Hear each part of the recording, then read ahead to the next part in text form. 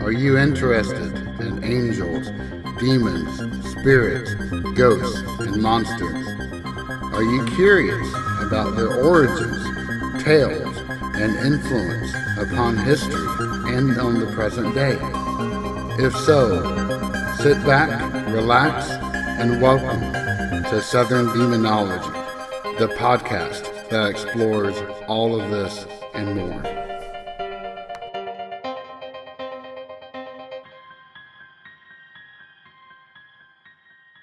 Hello all, welcome back to another episode of Southern Demonology, and as always, I am your host, JJ. Let's start today's episode with a bit of a channel update. Did you know that Southern Demonology has a YouTube channel? Well, now you do.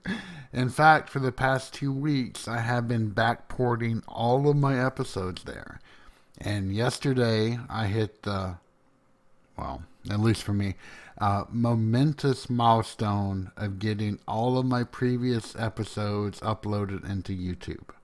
In fact, if you ever wanted to listen to my episodes by topic, whether that would be on demonology, Japan, horror, personal tales, or others, then I've created custom playlists for each. I've placed a link in the channel for the description. If you wouldn't mind, even if you don't visit much, could you subscribe to the channel? That one act would really help me out. And to help drive more traffic there, I will even be creating custom content that will only appear on YouTube. Heck, will you even be able to sneak a peek at the elusive JJ? Honestly, you're probably better not having seen my face, but we'll see how that goes. I don't know yet. In addition to the YouTube link, I've also linked all of our other homes on Facebook, our Discord server, Patreon, our own website, and others.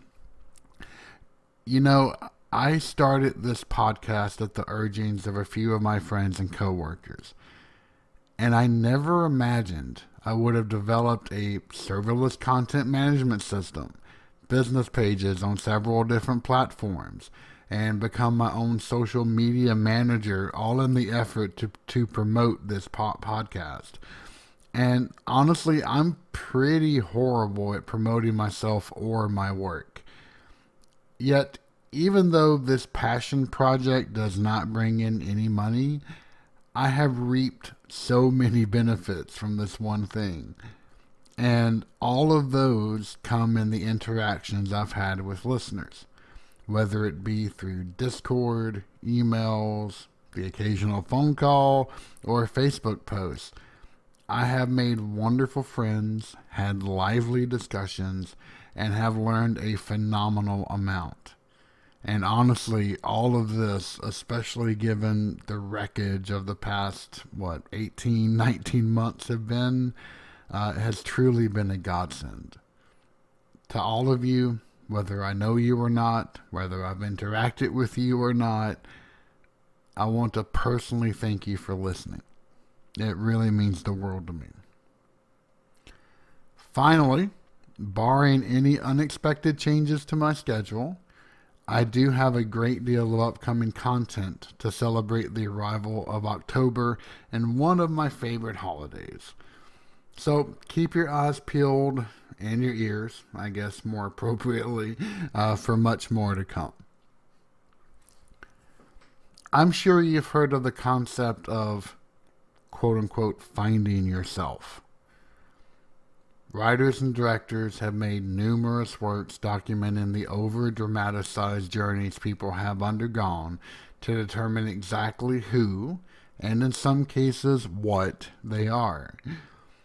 While I have never been through this particular phase of internal wanderlust, I am fascinated by the underlying question of whether that type of exploration is even possible. Today, I'm in a bit of a contemplative mood for a few reasons. And so I want to start off this episode by discussing the human condition. And the core concept of that is the notion of a self. As people, we have an identity. My name is JJ. I like languages, horror, and Gundam. I like certain foods, and I dislike others. I am a fiercely loyal individual to my friends, and I am the biggest proponent of the trust is slow to build, but is lost in a second.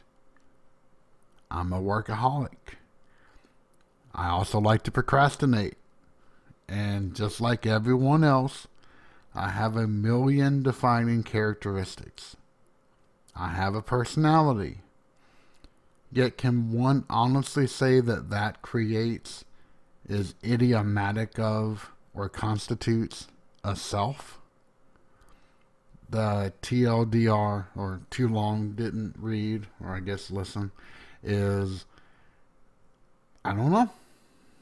And honestly, I can't even pretend to have the answer. Way back when, I would have said, of course. Are you stupid? But I've been picking over this question for years now, and I am still no closer to an answer. I say that like I'm on some sort of grand quest, but I'm not. I'm not out screaming at windmills. I'm honestly just curious. Back in college, I was blessed with wonderful professors. And I've already spoken about my major professor who taught me Classical Ethiopic. Another one that had a huge influence on me was Dr. Blix. He came into our religion department for a 1-year term to fill in for another professor who was taking his sabbatical. He taught me a little bit of everything, but primarily focused on theology and world religions. Through him, I learned the basics of Karl Barth, Paulus Tillich, and Buddhism, in addition to my lifelong love of Scotch. He had a lust for life and for knowledge that I will always envy. I bring him up for his class on Buddhism stays with me to this day. The central tenet of Buddhism is that there is no self, and that the illusion of it is the source of pain. And before I get any further, I am not denigrating or casting any aspersions against Buddhism, nor will I ever do that to any religion in this podcast. So please do not take that as such. Of course, when taking the class, I was primarily fascinated with the concept of enlightenment and how the various different schools of Buddhism strove for it. Was its attainment instantaneous or methodical? Did it come from pondering mysteries and paradoxes, or simply from looking at a lotus flower? Hell, I was so egotistical at that age that for a fleeting second, I thought I had started to grasp it while walking through the woods to class one day, before it all disintegrated like walking through a spider's web. In fact, I can only imagine what my professor must have been thinking about me when I was regaling him with this tale. Just the mere thought of that actually makes me shudder a tad bit. But as I have walked along in life, the very concept of self it's the very concept of self that has become my concern. A good bit of that has come from studying Heidegger's Sight and Zeit, or Being and Time, over the years. But mainly it's at those moments that I notice the variations of my perceived quote-unquote self. And I'm not talking about the differences from childhood to adulthood or anything so pat. I can't speak for anyone but myself, considering my own existence is the only one that I know. But I have definitely been through ebbs and flows, ups and downs in my life that have challenged my sense of identity in pretty fundamental ways. For example, let's say that you have always categorized yourself as particularly good at something. In fact, have made that a core part of your identity. But then you're thrown into a situation where others either cast aspersions on that concept or have even flatly refuted it. What would that do to your self-image? I'm not going to go into specifics, but I've been in that situation a few times. And let me tell you, you either accept it and move forward, or you break. And if you break, it's not a temporary thing.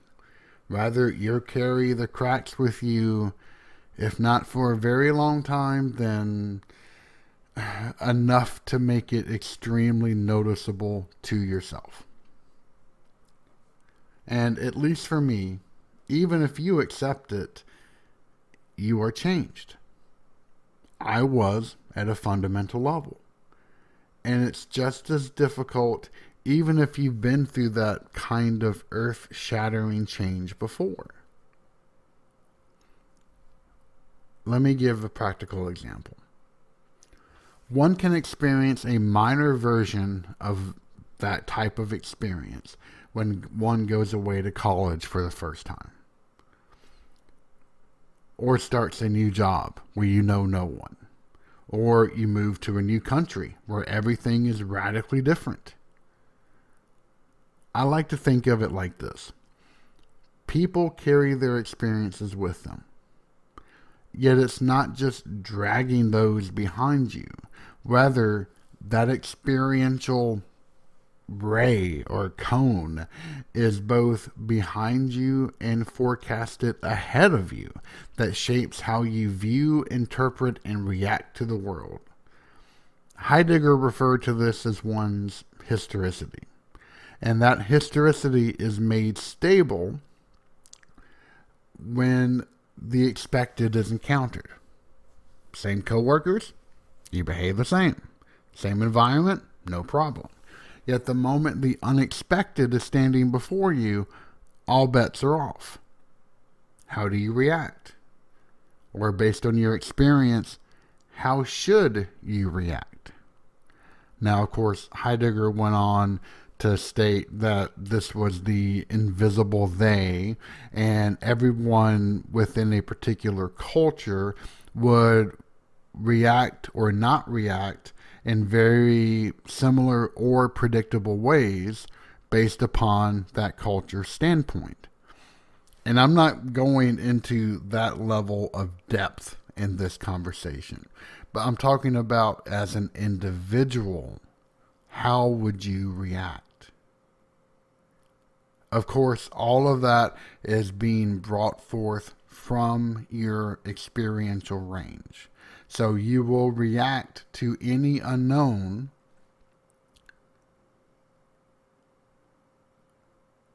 through your experiences. You will try to categorize it through that experiential range.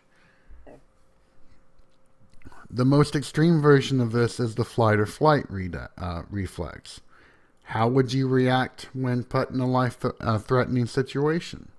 Would you stand your ground or would you cower? Will you throw yourself in front of a loved one or stranger, or would you hide behind another? You know, we all have dreams of playing the hero, but we honestly don't know if we would instinctively stand or flee in such a situation. And honestly, with the sheer amount of mass shootings that happen in America now, especially after the pandemic, I'm afraid this hypothetical is becoming a reality for far too many people. Yet a lesser version of this type of existential crisis can occur when we encounter the unknown. Say you go to a party where you know no one. If you're awkward and you don't blend in, you probably chalk it up and go about your life. But that really is just a one-off. Or is it? Could it indicate something about yourself? What if that awkwardness extends for months? For example, I had a job where I became best friends with everyone on my team. We went to lunch together, made fun of each other constantly, and hung out after work. And in that environment, my natural tendencies to be humorous were amplified. In short, I loved that person I was for that limited context. Yet when I left for another position, I couldn't make any friends. I tried. Conversations were heavily stilted. And eventually, I retreated into that introverted box I had occupied for so much of my life. And I really did not like the person I was when I was inside of that box. Now, of course, one could state that both situations represented an extreme, and that my quote-unquote self at the time was me adapting to each environment. And that is a valid point. Yet I compare those me's of the past to the me of now, a decade older, and while there are more than a few passing similarities, I feel radically altered. Yes, one's being will adapt and either shrink or grow in order to adapt to a given situation. And if there have been numerous different situations between then and now, then of course the altered state can be vastly different. Yet all of that begs the question, is there a core lurking behind or under all of those surface stretch marks of adapting and changing? Or is the self more like a gelatinous slime, where there is no central core, just more semi-viscous fluid, where even the innermost parts are in flux, just at a vastly different and slower rate? To drive the point home, what if the operating parameters of a person, barring malfunction or degradation, are the only constant? In other words, how much intelligence, memory, and natural ability are the constants while everything else is absolutely fluid? If so, then the lessons and impressions gathered as children, the oldest of the experiential range, may be the slowest to change, as they are kind of foundational, but they are not immutable. Yet, what if this too is incorrect? What if the Buddhist concept is true and that there is truly no self, no concrete continuity of being, even the pared down version that I just espoused? By claiming ego and continuity, could we be living the illusion that is the source of pain? As I've said before, I simply don't have an answer, primarily because A, I have no concrete data, B, I perform no rigorous analyses, and C, I have a sample size of exactly 1. And what complicates the matter is a person's own biases combined with a promptness to extract conclusions that don't exactly match the data. Dear Lord, look at all of the information floating about the internet and the absurd claims people can somehow spout with a straight face. People can become entrenched in a position for no reason at all besides stubbornness or comfort. Or, conversely, spread such bullshit for much more base impulses such as a desire for money or infamy. But don't get me started on that one. That's a whole different topic. I pose all of this not to provide an answer or to reveal some grand insight. Hell, the vast majority of all of this can be found in an introductory class on world religions or on epistemology. Rather, I do so just as a thought experiment. And I honestly would love to hear your thoughts if you would like to share them. Please feel free to join me on YouTube, Facebook, or Discord and let me know. For the last part of this episode, I want to talk about YouTube for a little. And this is not in an attempt to promote myself anymore, so rest assured on that front. I began falling into the YouTube rabbit hole as I could catch up on Gundam Battle Operation 2 videos, and yes, occasionally upload some myself. Watch science-related topics, especially on astrophysics, and chill out to some comedy.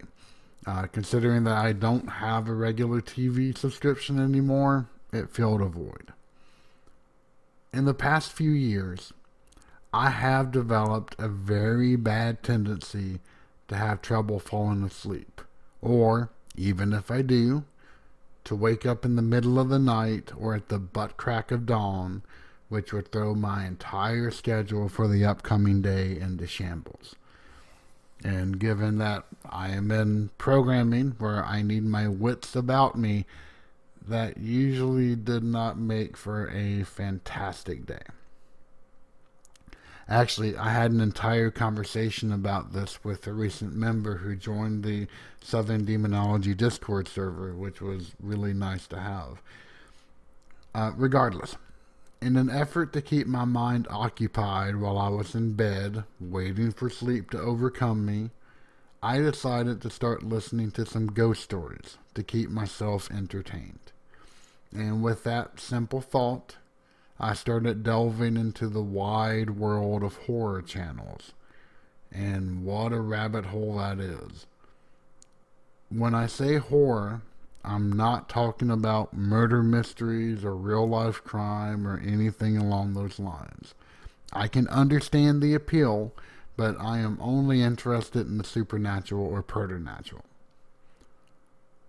To be fair, there are some really good channels out there. They made an effort to come up with original content, and those I appreciated. Yet the vast majority of them are just pure dreck. At best, they simply recite creepypasta or troll Reddit for free content, or plumb their listener base for stories in which they can then recount. At worst, they conflate reality with conspiracy theories of dark forces or secret knowledge. I swear to God, if I hear one more Skinwalker or Black-Eyed Children story, then I think I'm going to lose it. I started this podcast to share some interesting tidbits and to explore angelology, demonology, Second Temple Judaism, horror movies, the yurei and yokai of Japan, amongst other topics.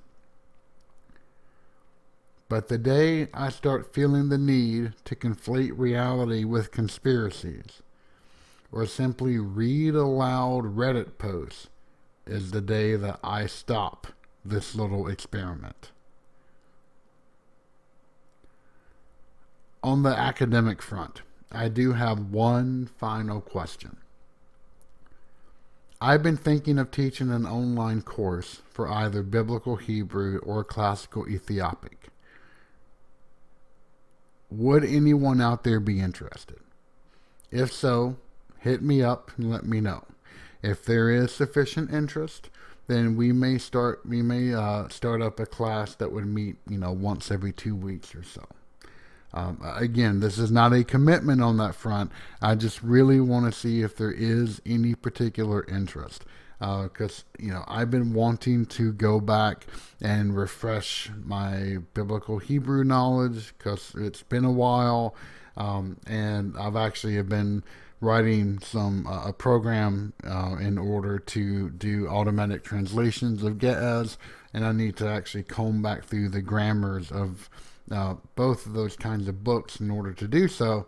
So while I'm doing that, I thought, hey, why not actually get to meet people, have some fun, and actually, make it a group activity.